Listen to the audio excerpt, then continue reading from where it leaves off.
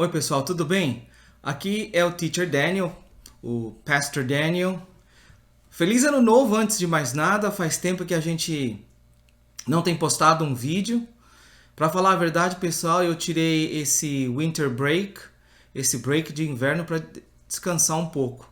Como vocês sabem, eu também trabalho, eu tenho meu emprego secular para pagar as contas, para prover o sustento da minha família. E então eu tirei esse tempo aí para descansar e recobrar as energias. Mas agora que as aulas voltaram, agora que um ano novo começa, a gente volta então com os nossos vídeos e a gente volta então continuando aqui, compartilhando com vocês a palavra de Deus. E se Deus quiser, na semana que vem a gente começa de volta então com as nossas aulas de inglês e com outros vídeos. Hoje, o que eu gostaria de compartilhar com vocês é o seguinte: como é que a gente pode manter a unidade da igreja e a sanidade da igreja nos dias de hoje? A gente vive num tempo muito conturbado em todos os sentidos, por causa da pandemia, por causa da atmosfera política. E como é que então a igreja pode manter a unidade e a sanidade nos tempos de hoje? Para falar a verdade, por causa de tudo isso que está acontecendo na nossa volta, cada vez mais a igreja está no meio desse turbilhão de controvérsias. Como é que então a gente pode manter a igreja? A gente tem a unidade da igreja, né? Como é que a gente pode manter a unidade da igreja? Porque hoje em dia é muito fácil a gente ver pessoas se distanciando umas das outras por causa da posição política ou por causa de uma opinião. Então, como é que a gente pode manter a unidade da igreja e, ao mesmo tempo, a sanidade da igreja? Porque a igreja não tem um partido político, a igreja não tem, entre aspas, uma plataforma política. A igreja é o corpo de Cristo.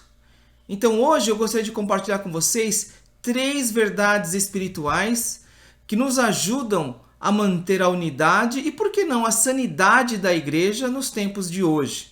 Então, hoje, meu objetivo, pessoal, é mostrar para vocês que, independente do que você acredita, em termos de política, independente da sua opinião sobre a pandemia, sobre a economia, se você deve ou não deve fazer algo, você como cristão, você que confessa o nome de Jesus Cristo como Senhor e Salvador, você deve defender a unidade da igreja. Você não pode quebrar o corpo de Cristo. Você deve manter a unidade da igreja, porque isso é um mandamento. E hoje, nessa cultura de cancelamento que hoje a gente tem, isso vai de contra a manter a unidade da igreja. A gente não pode simplesmente chegar porque fulano de tal tem uma posição política, a gente cancela o cara e tira o cara da igreja. Ou porque o outro se identifica com partido de esquerda, de direita, a gente cancela esse cara e faz só a nossa igreja uma igreja que busca uma plataforma política de direita. Não, a gente não pode fazer isso. Por quê? Porque a palavra de Deus, lá em Efésios capítulo 2, versículo 14, nos manda preservar a unidade da igreja. Olha o que a palavra de Deus fala. Porque Jesus é a nossa paz, o qual de ambos fez um, e tendo derrubado a parede de separação que estava no meio, a inimizade. Então, olha o que a palavra de Deus fala. A palavra de Deus fala, então, que antigamente haviam 2 tipos de pessoas. Nesse caso, na carta de Paulo aos Efésios, Paulo está falando daquele que nasceu judeu e daquele que era não judeu. Judeus e gentios. Então, Paulo fala que em Cristo, essa parede de divisão que existia entre esses 2 grupos de pessoas, judeus e não judeus, ela foi destruída, derrubada. Então, isso que a gente tem que entender, que em Cristo, a igreja, ela simboliza essa derrubada dessas paredes que dividem as pessoas. Quaisquer que essas paredes sejam elas políticas, sejam elas de preferências, sejam elas de opiniões, de estilos musicais, enfim. A igreja simboliza a verdade de Cristo, que é a derrubada dessa parede que causa divisões. Então isso é muito importante a gente entender. Então, como cristão, Eu e você, nós temos essa obrigação de buscar essa unidade e ao mesmo tempo de ir contra essa cultura de cancelamento. Então hoje eu vou compartilhar com vocês 3 verdades espirituais que vão nos ajudar a manter a unidade da igreja e, por que não, também a sanidade da igreja. Então a primeira verdade que eu quero compartilhar com vocês é: evite categorizar as pessoas. E essa verdade a gente vai ver lá em Efésios capítulo 2, de versículos 15 a 19. Olha o que Paulo fala aqui, ainda falando dessa parede de divisão que foi derrubada. Jesus aboliu na sua carne, estou começando aqui no versículo 15, Jesus aboliu na sua carne a lei dos mandamentos na forma de ordenanças, para que dos dois criasse em si mesmo um novo homem fazendo a paz. Então olha o que interessante aqui. Antigamente, antes de Cristo, a pessoa tinha um título, uma etiqueta, judeu ou não judeu. Mas agora, por causa de Cristo, por causa do sacrifício que ele fez por nós na cruz, foi criado agora um novo homem fazendo a paz. Então, aqueles títulos, aquelas categorias que causavam divisão, agora elas não existem mais. Continuando o versículo 16. E reconciliasse ambos em um só corpo com Deus, por intermédio da cruz, destruindo por ela a inimizade. Então, antes havia essa inimizade por causa dessas categorias, judeu, não judeu. Mas agora em Cristo, por causa do sacrifício dele, através do corpo dele, porque ele morreu na cruz pelos nossos pecados, essa divisão não existe mais. E por causa desse corpo agora, desse sacrifício, nós temos o quê? Reconciliação, amizade. A inimizade desapareceu por causa de Cristo. E agora o que passa a existir é reconciliação, amizade. Continuando o versículo 17. E vindo, evangelizou paz a vós outros que estavam longe, e paz também aos que estavam perto. Então Jesus traz esses 2 grupos que estavam separados para junto de si. Porque por ele, Jesus, ambos temos acesso ao Pai em um Espírito. Assim, já não sois estrangeiros e peregrinos, mas concidadãos dos santos e sois da família de Deus. Então esses 2 grupos que estavam separados por causa dessas categorias, judeu e não judeu, agora o que acontece? Por causa de Cristo, elas são colocadas novamente juntas, por causa que a barreira de inimizade foi destruída em Cristo. E agora então, esses 2 que estão em amizade, reconciliados através do corpo de Cristo, eles formam um novo corpo, a família de Deus. Então, se você quer manter a unidade da igreja e a sanidade da igreja, todos nós devemos buscar, então, evitar categorizar as pessoas. Ah, aquele é de direita, aquele é de esquerda. Por quê? Porque quando a gente faz isso, a gente já está colocando um bloqueio, uma barreira. Principalmente dentro do corpo de Cristo. Se aquela outra pessoa é um irmão ou uma irmã da igreja. Ou se aquela outra pessoa é uma pessoa que confessa a Cristo. A gente já dividiu aquilo que o corpo de Cristo não faz, que é dividir. Você lembra Jesus quando ele tratava das pessoas? Por mais que as pessoas tivessem feito algo, aquele passado não categorizava elas quando elas encontravam Jesus. Por exemplo, aquela meretriz, aquela mulher promíscua que foi pega em adultério, os fariseus trouxeram para Jesus, mas por mais que ela tenha sido promíscua, por mais que ela tenha sido uma meretriz, aquele passado dela não interferiu no relacionamento dela com Jesus Cristo. Por mais que as pessoas categorizassem ela, aquilo não interferiu. Você lembra de Mateus, o publicano, de Zaqueu, o publicano? Por mais que eles fossem mal vistos pela sociedade, por mais que as pessoas jogassem na cara deles aquela categoria e usassem essa categoria como desculpa para hostilizar, para separar, para cancelar, aquilo nunca foi uma desculpa quando elas vieram até Jesus.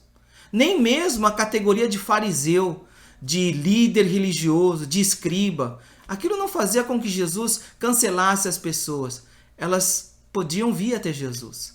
Então isso é muito importante a gente entender quando a gente fala de evitar categorizar as pessoas, porque essa é a verdade espiritual que a gente tem que entender para então manter a unidade da igreja e a sanidade do corpo de Cristo.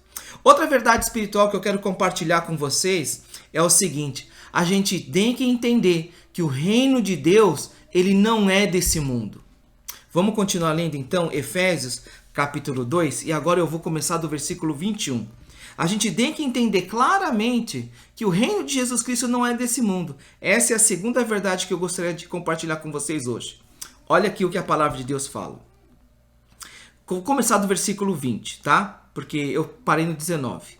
Olha o versículo 20. Edificados sobre o fundamento dos apóstolos e profetas. Agora a gente está falando dessa família de Deus, né? Que traz todas essas pessoas juntas por causa de Cristo. Edificados sobre o fundamento dos apóstolos e profetas, sendo ele mesmo Cristo Jesus a pedra angular. Vamos olhar aqui, ó, presta atenção. No qual todo edifício bem ajustado cresce para santuário dedicado ao Senhor. Agora a gente está falando da família de Deus, do corpo de Cristo, que agora traz nesse corpo não só judeus, não só somente não judeus, mas todos aqueles que invocam a Cristo, independente das categorias que o mundo coloca sobre elas. No qual todo edifício bem ajustado cresce para santuário dedicado ao Senhor, no qual também vós juntamente estáis sendo edificados para a habitação de Deus no Espírito. O que eu quero que você entenda aqui é o seguinte: essa característica espiritual do reino de Deus, do corpo de Cristo. Então a gente tem que entender que o reino de Deus, quando a gente fala de reino de Deus, nós estamos falando de um reino espiritual. De um reino que acontece no espírito, na atmosfera espiritual. Não é um reino terreno, um reino secular, mas um reino espiritual. Nós estamos falando de coisas espirituais. Vamos ler agora outra passagem dentro dessa verdade espiritual. No capítulo 3, vamos começar lendo do versículo 10. Olha aqui, pensando na natureza espiritual da igreja. Para que pela igreja a multiforme sabedoria de Deus se torne conhecida. Então Paulo aqui está falando o quê? Que a igreja, ela é um reflexo dessa multiforme sabedoria de Deus, que traz aquelas pessoas que estavam divididas por causa dessas categorias que o mundo coloca, mas que foram unidas em Cristo, tá? Então, é essa sabedoria multiforme que a igreja, ela manifesta, ok? Agora, olha, vou ler agora, hein? Versículo 10. Para que pela igreja, a multiforme sabedoria de Deus se torne conhecida. Se conhecida por quem? Importante. Agora, dos principados e potestades nos lugares celestiais, segundo o eterno propósito que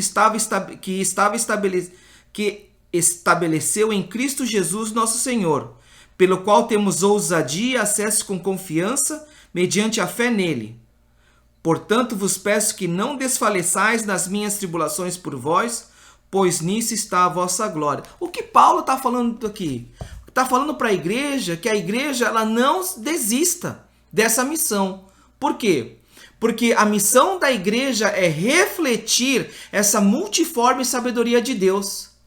Refletir essa sabedoria que traz nesse corpo, que é espiritual, todos aqueles que estavam separados por categorias que o mundo estabelecia, mas que Jesus nunca estabeleceu.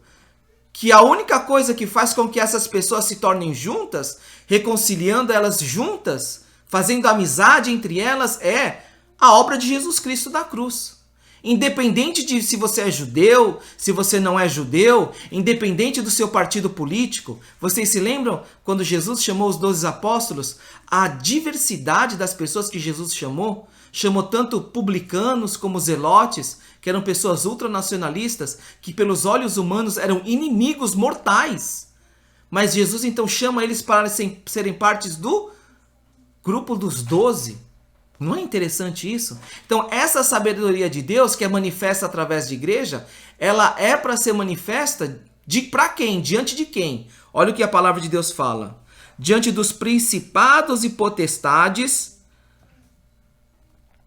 nos lugares celestiais. Então a gente tem que entender que o reino de Deus, ele seria muito pouco se ele fosse um reino terreno.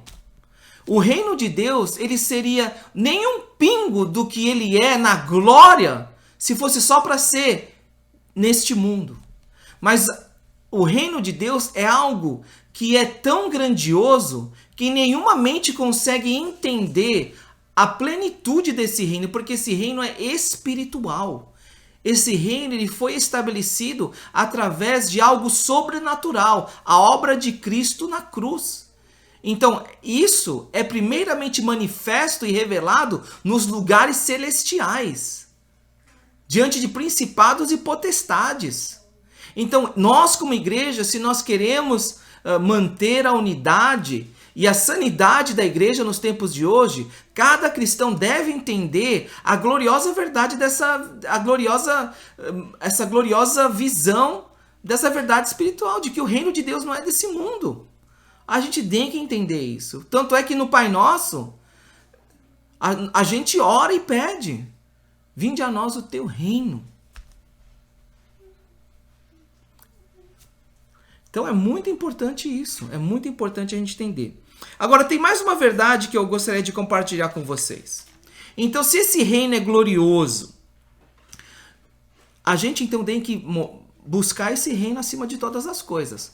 A gente sabe isso porque Mateus fala: buscai o reino de Deus em primeiro lugar e todas as outras coisas serão acrescentadas. E isso a gente sabe claramente, mas eu quero mostrar aqui para você na carta de Paulo aos Efésios. Olha aqui, ó. Olha como Paulo ele fala para aquela igreja lá em Éfeso buscar esse reino espiritual. Olha aqui. Efésios capítulo 4, começando o versículo 1. Rogo-vos, pois, eu, o prisioneiro no Senhor, aqui é o apóstolo Paulo falando, que andeis de modo digno da vossa vocação a que fostes chamados.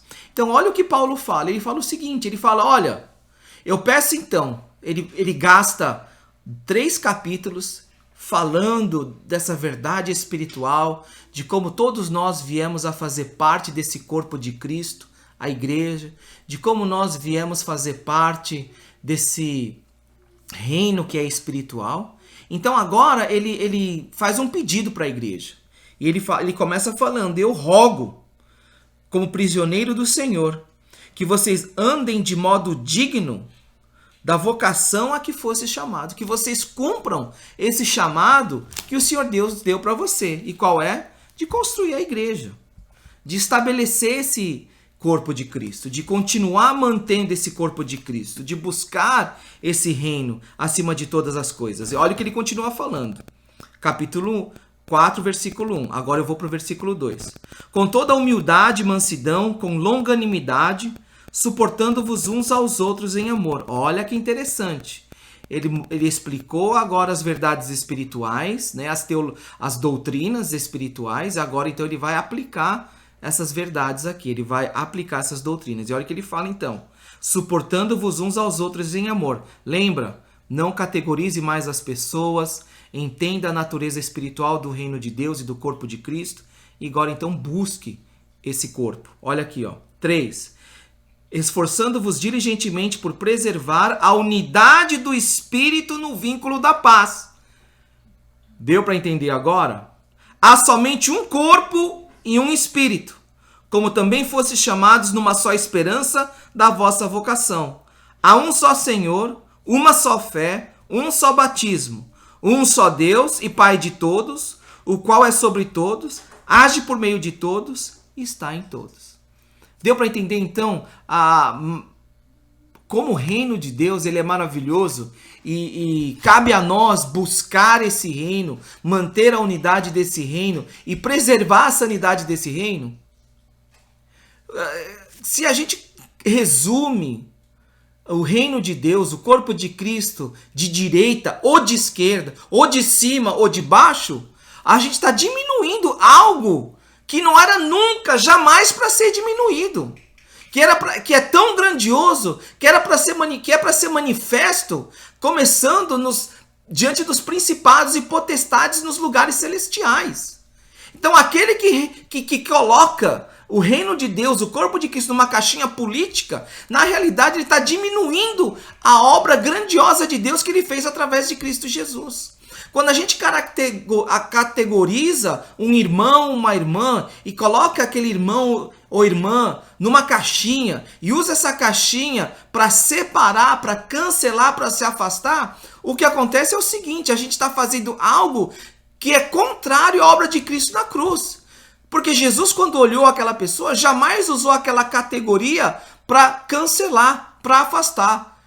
Mas o que importou é somente a morte na cruz para aproximar, para reconciliar. Então, quando cristãos eles cancelam e afastam outros por causa de alguma preferência política, por causa de alguma opção, ou por causa de algum estilo de música, ou qualquer coisa assim, o que a gente faz aquilo que Deus nunca quis que fosse feito. A gente faz aquilo que Jesus fez totalmente o contrário na cruz, que é aproximar. Você chega e pergunta para mim assim: pastor, eu realmente sinto que eu fui tocado por essa palavra e eu gostaria então de viver de acordo com essa palavra. Como é que eu faço? Olha, eu gostaria que você entendesse algumas coisas antes de você passar a aplicar essa palavra na sua vida. A primeira coisa que eu gostaria que você entendesse é: Jesus não deixa os pecados das outras pessoas, inclusive os seus pecados, os meus pecados, nos categorizar. Quem faz isso é o diabo. Primeira coisa que a gente tem que entender é isso aí. Então não cancele as pessoas. É assim que você vai começar a viver essas verdades espirituais na sua vida.